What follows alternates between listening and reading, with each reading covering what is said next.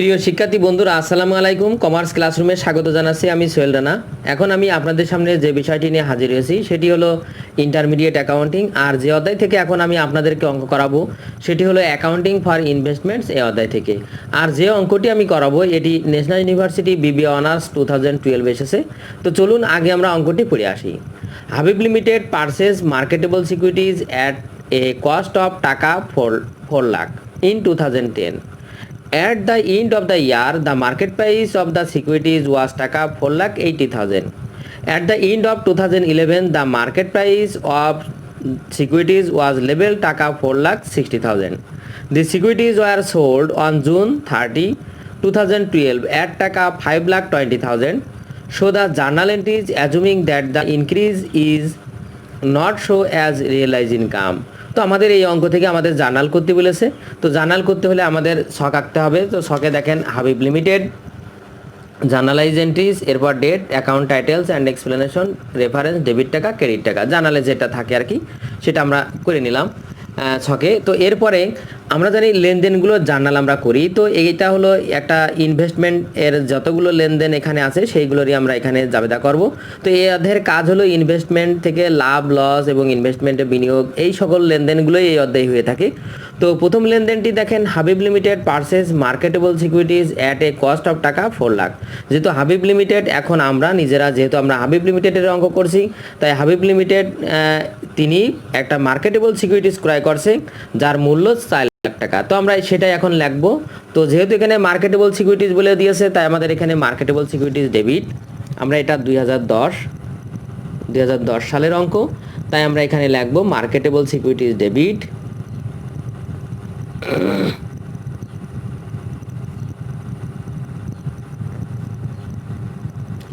আর cash credit, যেহেতু এই সিকিউরিটিজটা ক্যাশে ক্রয় করা হয়েছে কত টাকা 4 লাখ, তাই আমরা এখানে টাকার ঘরে 4 লাখ লিখলাম। আর এর জন্য ব্যাখ্যা দেবো two record purchase of marketable securities. তো আমরা এটা লিখি two record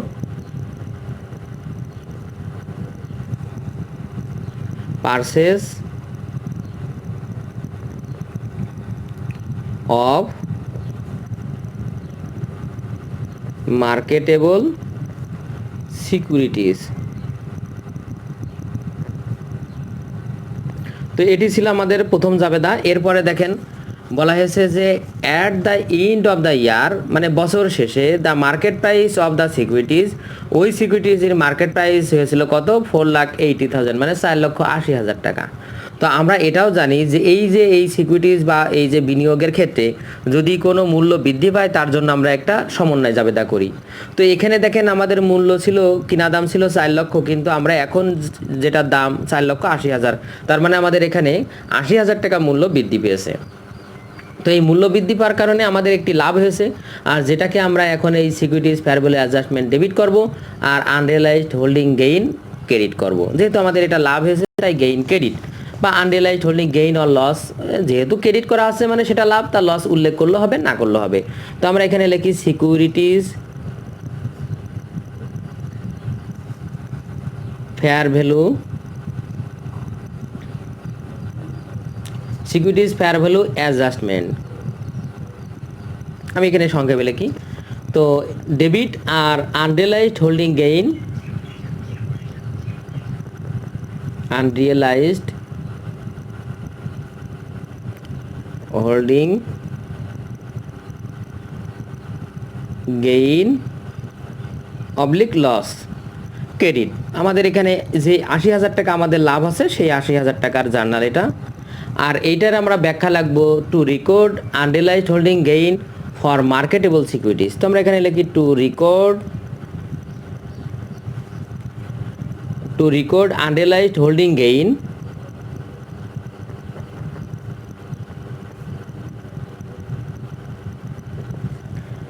gain for marketable securities.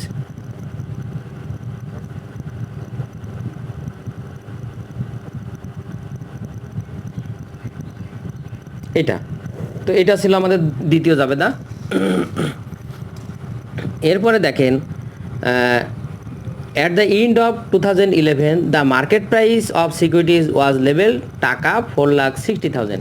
তার মানে 11 সালে এসে, তার মানে আমাদের একই জার্নাল, একই 2010 সালে, এরপরে আমরা 2011 সালে এসে ওই মার্কেটেবল সিকিউরিটিসের দাম এসে দাঁড়ালো 4,60,000। তো দেখেন একটু আগে তার দাম ছিল 4,80,000 অর্থাৎ 10 সালে, আর 11 সালে এসে তার দাম কমে 4,60,000 হয়েছে। তার মানে এখানে আমাদের লস হয়েছে। কত টাকা লস হয়েছে? 20,000 টাকা লস হয়েছে। তো সেই 20,000 টাকার জন্য আমরা এখানে লিখবো unrealized holding gain or loss debit, যেহেতু লস হয়েছে, লস হলে ডেবিট হয়। আর ওই securities fair value adjustment credit, যেহেতু অ্যাডজাস্টমেন্টের ফলে এই লসটা হয়েছে তাই। তো আমরা এখানে লিখি unrealised holding gain oblique loss debit আর securities fair value adjustment credit.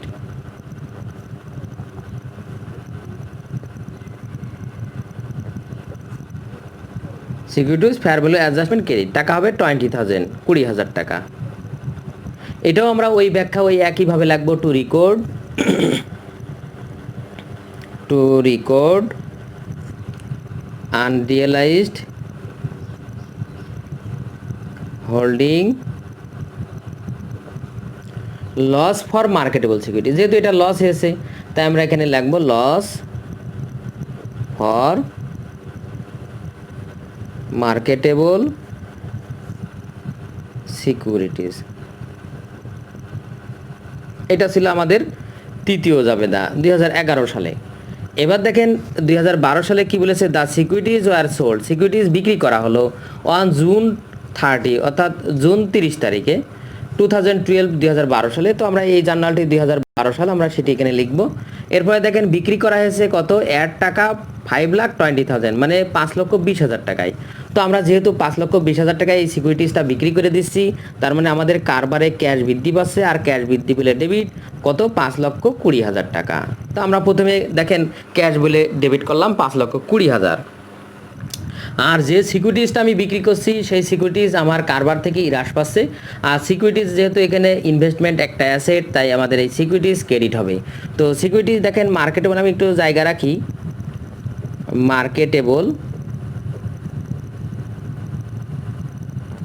Securities credit কত টাকা, ওই যে আমাদের সিকিউরিটিজের মূল্য যা ছিল তাই। তো দেখেন সিকিউরিটিজের মূল্য ছিল আমাদের 4,60,000 অর্থাৎ যে তারিখে আমরা বিক্রি করছি তার আগ মুহূর্ত পর্যন্ত আমাদের মূল্য ছিল 4,60,000। তাই সেই মার্কেটেবল সিকিউরিটিজ আমার ক্রেডিট হবে ওই 4,60,000, অর্থাৎ যে পরিমাণ মূল্যের মার্কেটেবল সিকিউরিটিজ আমার কারবার থেকে হ্রাস পাচ্ছে। আরেকটি বিষয় এবার দেখতে হবে যে ওই মার্কেটেবল সিকিউরিটিজের এই যাবৎকাল যে মূল্য বৃদ্ধি পেয়েছিল তার জন্য যে সমন্বয় জাবেদা দিয়েছিলাম, আর আনরিয়ালাইজড যে হোল্ডিং গেইন বলে লিখেছিলাম আমরা লাভ হিসাবে অথবা লস হিসাবে, সেটা এখন আমার কি করতে হবে, সমন্বয় করতে হবে, কারণ এখন আমরা প্রকৃত লাভটাই আমরা এখানে পেয়ে যাব। তো দেখেন unrealized holding gain or loss যেটা আমাদের ছিল, সেটা প্রথমে ছিল 80,000, এটা হলো আমাদের unrealized holding gain or loss credit ছিল। পরে দেখেন unrealized holding gain or loss debit হয়েছে। তো এই যে ডেবিট আর এই ক্রেডিট সমন্বয় করে আমাদের ডেবিট আর অর্থাৎ ক্রেডিট আর থাকছে 60,000। তো এই 60,000 টাকার যে unrealized holding gain or loss, এটা এখন আমরা সমন্বয় করব, মানে এটা মুছে ফেলবো। তার মানে মুছে ফেললে যেহেতু এটা ক্রেডিট উদ্বৃত্ত, অর্থাৎ ক্রেডিটে ছিল 80,000, ডেবিটে ছিল 20,000, তাহলে ক্রেডিট উদ্বৃত্ত আর থাকছে কত, 60,000। সেইটাই এখন আমাদের কি করতে হবে, ডেবিট করতে হবে। তো আমরা সেটা এখানে লিখবো unrealized holding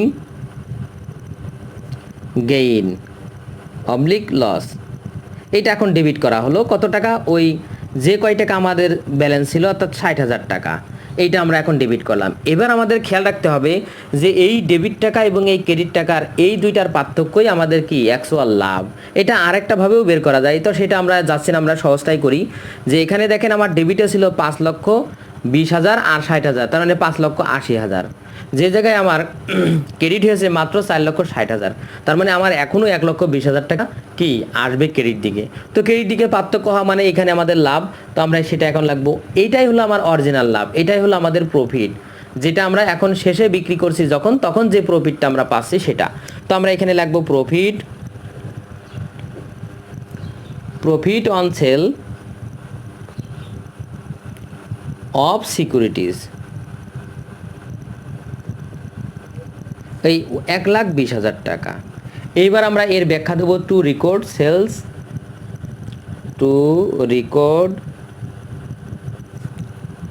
sell of securities